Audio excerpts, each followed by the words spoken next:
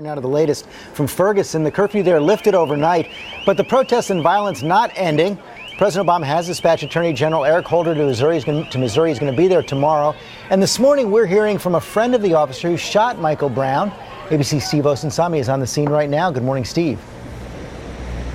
Good morning to you, George. The start of school here has been delayed yet another week. At night, the police here have a new tactic with demonstrators, forcing them to keep moving, no standing still.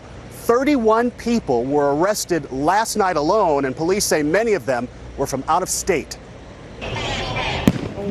Overnight, the sound of smoke bombs and the smell of tear gas filled the night over Ferguson. Police set off ear-piercing sirens against the crowds after they say rocks and bottles came flying. In the dark of night, at least 2 people shot. Not a single bullet fired by officers, despite coming under heavy attack. The curfew lifted, but police in riot gear in full effect.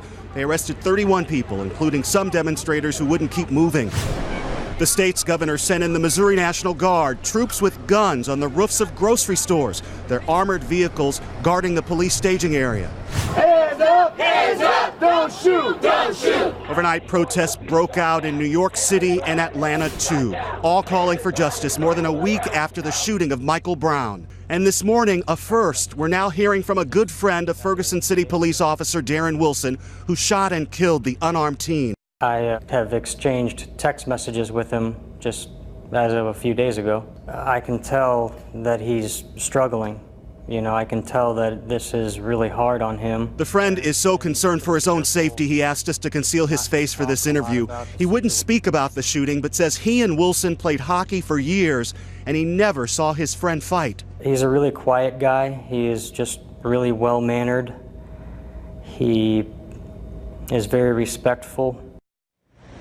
Prosecutors here say they could present their case to a grand jury as early as this week to determine if there will be charges. George? Okay, Steve, thanks. Let's talk to ABC's Chief Legal Affairs anchor Dan Abrams about that. And this grand jury, when it meets, is going to get 2 very different stories they have to sort through. That's right. Remember, less than half of the cases in this county ever go to a grand jury. You don't have to take it to the grand jury. But this allows the prosecutor, with these sort of warring narratives, to say, I didn't make the decision.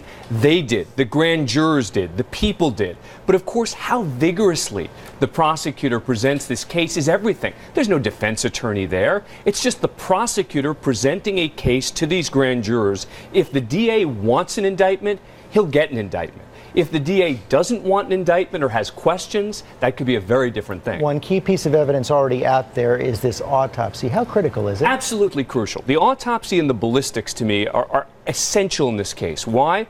Because if the weapon was fired from a distance, if these 6 shots were taken from far away, and all of the bullets hit him in the front, that's going to be a very tough spot for the police officer to be in. If, however, this was fired at close range, the police officer is going to say there was a struggle. We were fighting for the gun. And so that becomes an absolutely essential question. And again, that's why it's so important how the DA presents this case to the grand jury. At the same time, you've got the Attorney General saying he's going to pursue a civil rights investigation on a parallel but separate track. Yeah, but I don't think that that's going to turn into anything. This is a state case. Every time there's a controversial case, the federal authorities come in and say, we're looking at it, we're investigating, we're on top of it, and I believe that all to be the case. But the reality is, this is a state case. That's where this case is going to be focused, and I think the feds are just watching very, very carefully what happens. And the state will go first. Oh, absolutely. I don't think they're going to be, I don't